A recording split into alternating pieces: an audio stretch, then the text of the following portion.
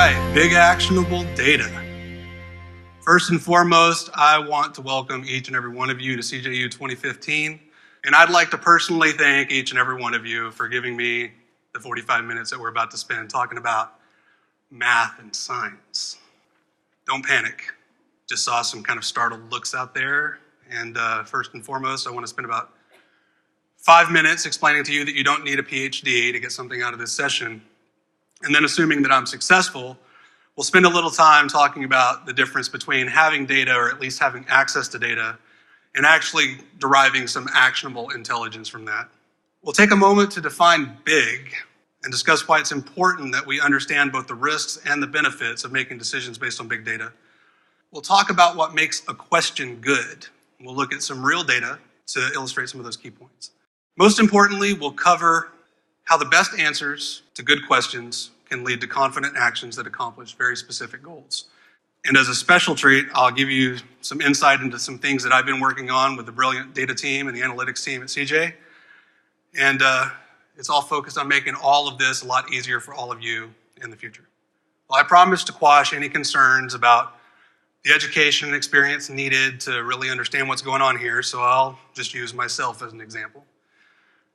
My name's Mark Bible. I'm a product manager with CJ. I've been here for about 4 years, and I currently work with this wonderful engineering team, and they're focused entirely on collecting, processing, distributing, and analyzing the data. And then, of course, the analytics team, who's really responsible for informing us whether we're doing it the right way.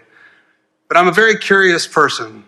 I've worked as a software engineer prior to this. I'm a geek's geek when it comes to very technical things, and I try to understand how most things work. I have a very engineering mind.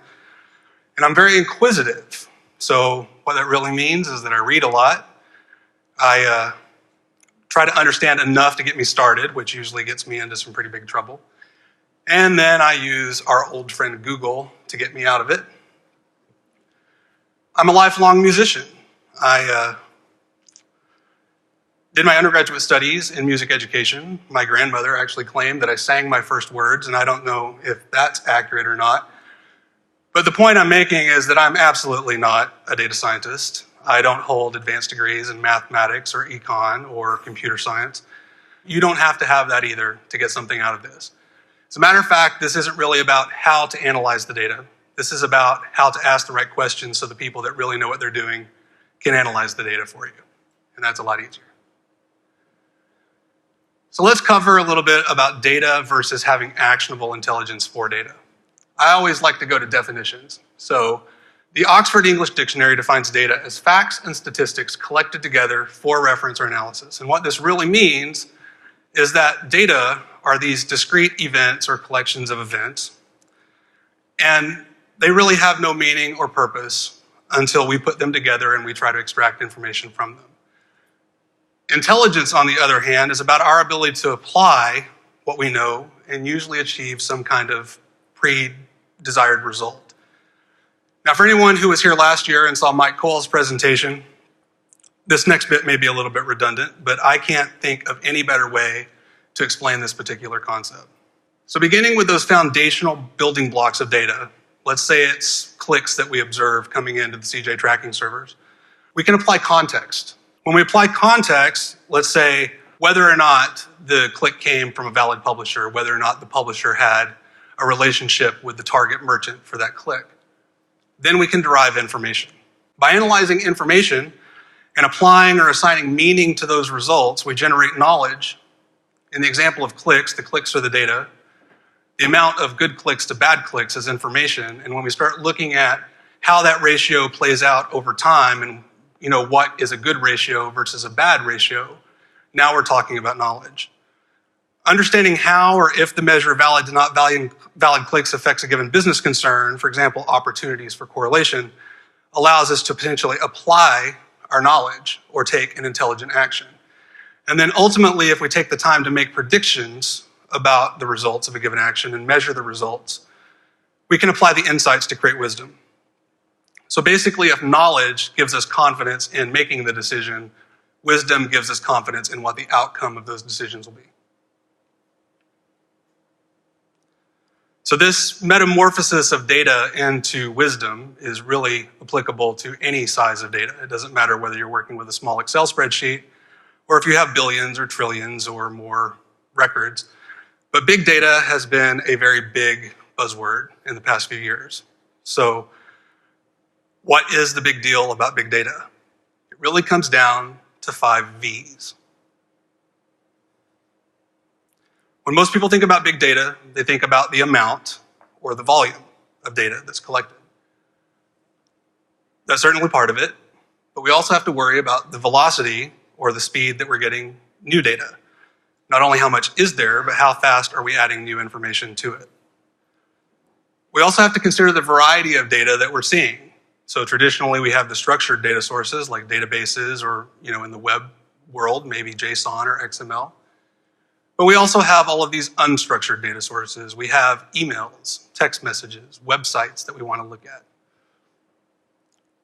With these huge amounts of data coming in at incredible speeds from infinite number of sources of variable reliability, we also have to worry about the veracity or the trustworthiness of the data. Is it accurate? Is it complete? And the 5th V is value. And what this really comes down to is it doesn't matter how much we have or how good it is or who gave it to us. If we can't extract value from it, then we're kind of distracting ourselves from what we're trying to accomplish. How big is big? Think about every book ever written, every form filled out in triplicate, every audio cassette, record, 8-track. Think about every photo, every slide that your grandfather made you sit and look at when you were a kid. Every movie reel, video cassette. Consider how much of all of those things must have been in existence by the 1980s. In 1986, the total capacity to store data in the entire world was about 2.5 exabytes. Now, an exabyte is about 1,000 petabytes. A petabyte is 1,000 terabytes. A terabyte is 1,000 gigabytes. So that's a lot to keep track of. Let's think of this as 2.5 exabytes is the hard drive capacity of about 2.5 million typical desktop computers, or maybe you want to think about it as 20 million iPod Classics at about 120 gigabytes each, or basically the storage capacity of all the iPhone 6 and 6S and 6S Pluses that were sold in the first week when we launched this year. So you fast forward a few years, and by the time we were all scrambling to prepare for the Y2K apocalypse, the capacity to store data had swollen to about 55 exabytes, and the share of digital data had grown from 1% in 1986 to about 25% at Y2K. We officially entered the digital age in 2002 as about 50% of all the stored data was digital, and by 2007, about 94% of the nearly 300 exabytes of data was in digital form. In 2013, just 2 years ago, the World Wide Web alone, 4,000 exabytes, 4 zettabytes, 40 billion of those desktop computers. So big. More than 3 billion users, connected with more than 10 billion devices, generating 2.5 billion gigabytes a day. Yes, that is the same amount of data generated daily as we had generated up to 1986, or could even store up to 1986. And we're expected to approach 40 zettabytes by 2020. So to put this another way, the amount of data created and stored in the last 3 decades is more than 1,500 times the amount of data that was generated and stored from the earliest surviving limestone tablet with cuneiform from 3500 BC through Maverick and Goose needing speed in 1986. So there's no denying there's an immense volume of data. It's coming at an incredible rate. It's coming from more and more sources and more forms, and it's kind of an overwhelming problem. How can any of us possibly wrap our heads around extracting an individual value and finding what we need? Well, It all starts with forgetting everything I just said and concentrating on simply asking good questions. It doesn't matter whether the data is big or small. If you get in the habit of asking good questions, you'll get good answers and you'll be able to take action. Let's define the best question as one that when it's answered, at a minimum, it allows us to ask a better question. And at its best, it allows us to take an action that we can measure, we can achieve a result, or we can at least evaluate what we did and make the next change better. So my daughter loves Special Agent Oso, and he has his 3 special steps. The first step that we're going to do is we're going to isolate clear business objectives. The questions that we ask if we're trying to maximize revenue may not be the same questions that we ask if we want to reduce overhead or expose inefficiencies in our processes or deepen our reach or maximize our reach to an existing customer base. Once we have that objective in mind, we want to inventory the data. What do we have? Where did it come from? Is it trustworthy? Is it complete? And only after we know what we're trying to do and what we have access to can we go through the step of deciding what really contributes or influences the pressures that are dictating that particular result that we're trying to affect. We have to understand the factors, if we know everything about the factors affecting revenue or whatever our objective is, then we can determine what data is needed to answer questions about those things. And once we know what data is related to our objective and hopefully have some general idea of how important each piece is in determining an outcome, then we can go through the activity of mapping the data that we need to the data that we have, identify what we're missing, and potentially try to acquire it so that we can make good decisions. I'm sure that this all makes pretty much, superficial sense to everyone, but let's look at some concrete examples. Here's our first question. How many publishers and advertisers are part of CJ, and what portion of them are successful? Well, there's currently around 145,000 CJ publisher accounts with an active status. Just under 60% of those are part of active affiliate relationships, and around 60% of those generated clicks eligible for correlation with subsequent consumer action. Just over 40% of publishers with eligible clicks earned commissions, so roughly 15% of those 145,000 publishers earned commissions. I did some extra credit for you, and it seems that the key is actually getting the publisher to have an initial relationship, because the average number of relationships that publishers have once they have the first one is 31. Advertisers, on the other hand, there's 4,000 active advertiser accounts. More than 90% of them manage active affiliate relationships. All but 5% have eligible clicks, and about 90% of advertisers with eligible clicks in Q3 reported consumer actions that resulted in a publisher commission. So roughly 78% of those 4,000 advertisers are paying commissions in Q3. And the extra credit, alarming. Most advertisers average 641 distinct relationships in the affiliate network. All right, I want you to think about the question. I want you to think about the answer. Given what we've discussed prior that I asked you to forget about, was it a good question? Was the answer good? Can we take some kind of action based on that answer? We'll come back to that example in a bit, but let's look at another question that maybe is a little more of a concern for everybody here. How has my affiliate program performed over the past few months? That's a completely reasonable question. Now, like I assume most of you, logged into the CJ account manager. I ran a performance report for the last quarter, and my initial instincts are if I draw an imaginary line between the start and the end, it's kind of got an upward trend, and that kind of makes me happy. But I'm kind of obsessive, like I said, so I did, again, what I think most of you all do, and I exported that data, and I just verified it. I put a linear regression, a little trend line in Excel on it. It seems to confirm my initial instinct. That's good, but I still think we can do a little bit better. But I'll give you a few seconds to look at this graph and, again, think about whether the question was good and whether the answer was sufficient for me to take the next steps. I'll end the suspense. We've already acknowledged that superficially, both of my questions are kind of good. They're reasonable. They're even likely. They weren't bad questions. Now, I don't subscribe to the fact that there are no bad questions, but those weren't bad questions. But I can't reasonably take any action based on those results. Let's see what we could do to add some context to that and actually gain some knowledge. In the case of the question about publishers and advertisers in the network, the question could be marginally improved by asking for the results over a longer period of time. Now, this is hot off the presses data, so I'm actually going to read this to you. While there's a mild upward trend over the past 5 years for the number of advertisers with active referrals and correlations, the variance between the maximum and the minimum populations is only around 300 or 10%.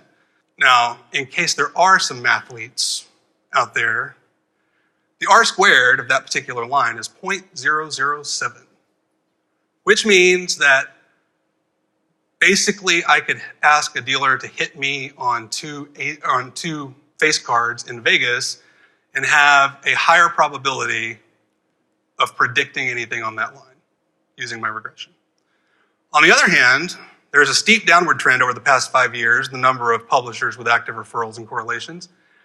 And in this case, the R squared is 0.997, which means 99% of all of the actual data points is described by that line I plotted. So now I've improved my answer. Can I take action? Should I be worried as a CJ product manager that we're, well, frankly, hemorrhaging publishers over the last 5 years? Probably not. We established that the number of marketers providing consumer goods and services remained relatively constant, so I left that out of this slide. But the number of those promoting goods and services has steadily declined. But when we add the overall sales revenue generated by all those promoting products and services, it's clear that there's been no impact on the growth of revenue for the advertisers. And just because we love everyone, there's also no impact on revenue for the publishers that are generating commissions. So now I could infer, this is not science, but I could say at this point, I don't have to be worried, at least my shock is over, right? I don't have to take action. What I do know is that I can take my time and I can figure out how I can dig deeper. I can find out what it means to me. I can look at this as it applies to my particular relationships, and I can see if maybe there's 1 or 2 publishers that are skewing the results. I can look at a particular group of publishers and see if there's something I can do to maximize what they're doing. But, you know, that's pretty good. I'm happy with that one. Now, for the question how my account performed, let's take another look at the trend, but spread over a 5-year period as well. There's a lot we can infer from this. There's regular peaks in Q4. There are growth quarter over quarter. So all of this pleases me. It all seems to hold up to my initial assessment. But let's add some context by way of the performance in the entire CJ network. So this makes it pretty clear that while the network as a whole is growing, slightly steeper angle than the advertiser, the general growth is consistent, and I'm still really happy. Just for giggles though, let's try adding a different context, maybe the primary category of this advertiser. A little different, right? What do we do about it? Well, unfortunately, we ask more questions. So what's the average growth within the category? Is there an outlier causing this to be so skewed? Is the trend line dependable in the first place? We need to go back and calculate exactly whether or not we can predict that this is an ongoing thing or if it's just the particular set of data that I pulled.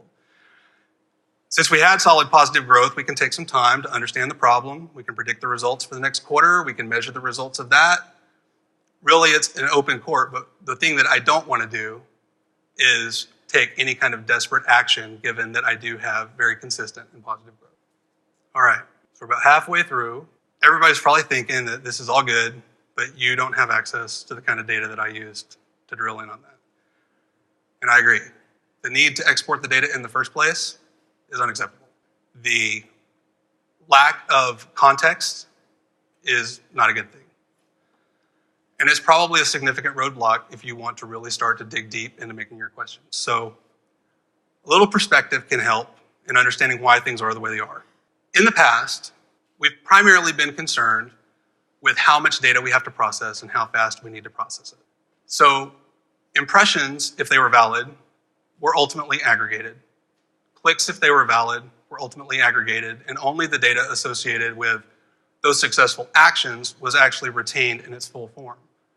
The same with the actions. If they were valid, we kept them. But all those non-valid events were ultimately discarded, We had no point of reference. And transaction reporting was still about an hour behind real time with that amount of data. So just after last CJU, I began working out with Chris Albright, Rob Duffy, and the data team, the analytics team, how to move past these limitations, how to leverage the significant advances in the processing technology, the analytic technologies.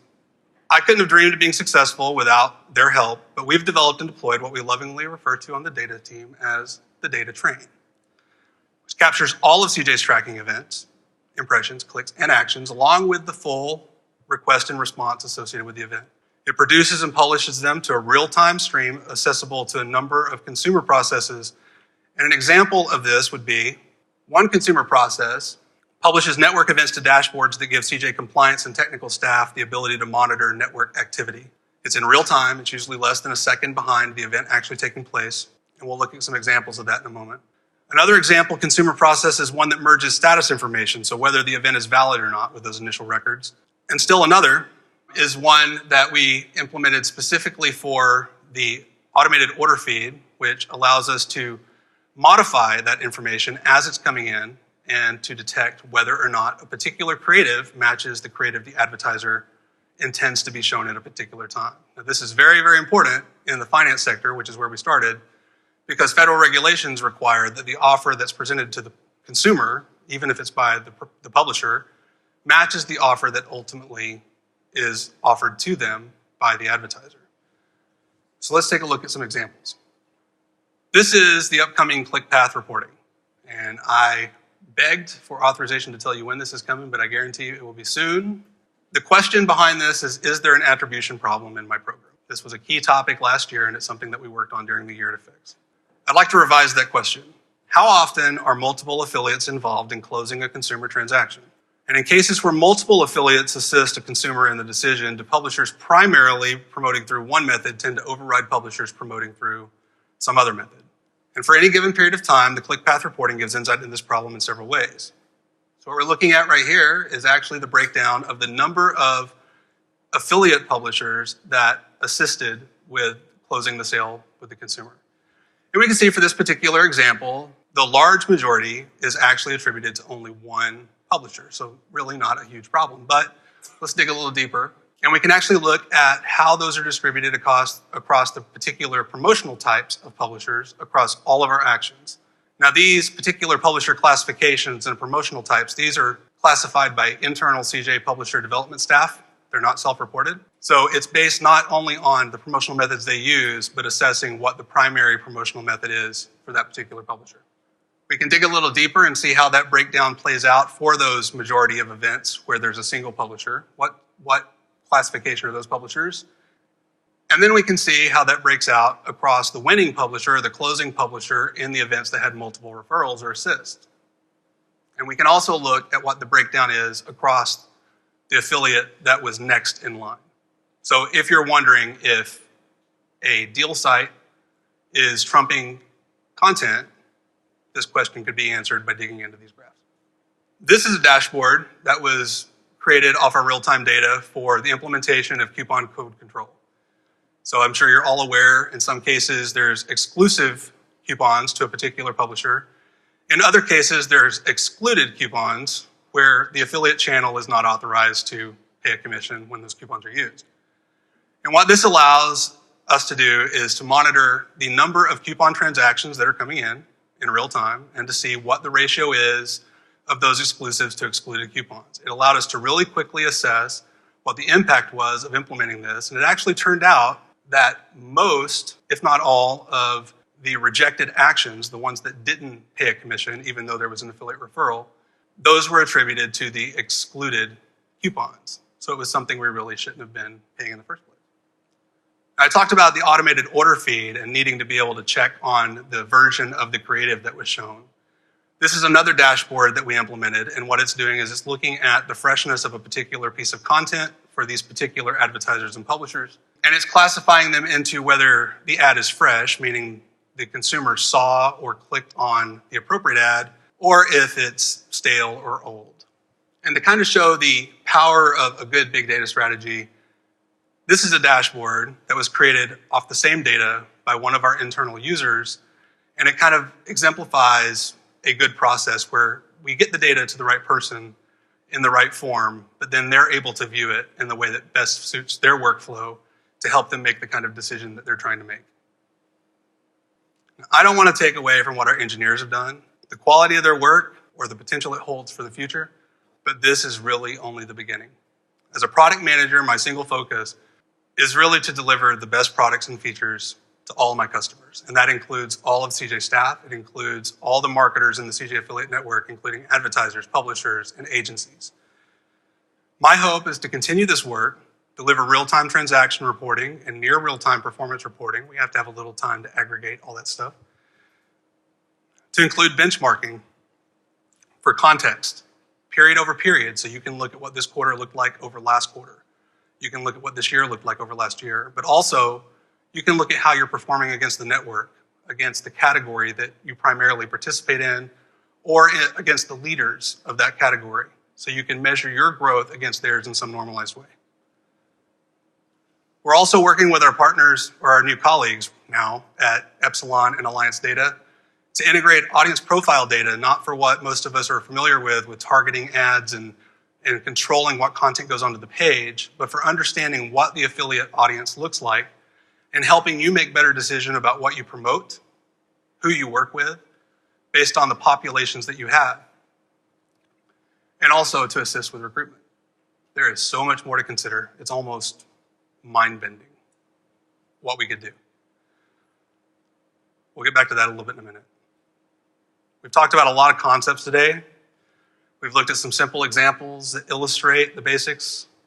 So let's take just a few minutes to review. Doesn't matter whether you're working in an Excel spreadsheet or a massive distributed file system. It's still just data. And it isn't the amount of data that makes it big. There's no shortage of it. But it's also how fast it's coming in, the quality of the data, and what value you can pull from it. The first step of making sense of all of it is to have a clear objective and ask good questions. And you don't have to know all the answers. You don't have to know math. You do need to know what data is relevant to your question and whether you have it. Once you have the best answer to your good questions, you can take action. But when you take action, make sure that you can measure the results and that you can adapt if necessary to make changes that really achieve what you're trying to go for. And most importantly for me, CJ has been working on some big things so we can make the benefits of big data accessible to everybody. So I'd like to end with a question that only you all can answer. What are the questions you have about your affiliate program that you've never been able to answer? It could be about optimizing recruitment efforts. It could be about growing relationships. It could be about attribution. It could be about campaign management or the audience profiling. It could be anything. It's all fair game. To answer that question, I'd like to invite everyone here to send me an email. And you can include as many questions in as many ways as you feel comfortable sharing that you would like me to consider answering with the help of the data team and the analytics team. And my commitment to you is not that I'll answer 4,000 emails and get back to you in a couple of days, but that along with the rest of the product team, along with the engineers, along with the analytics team, we'll look at all those questions and we'll analyze them and we'll find out what is most important and what kind of things that you're looking for, and we'll let those weigh heavily on how we prioritize our work moving into the next months, quarters, and years. Thank you so much.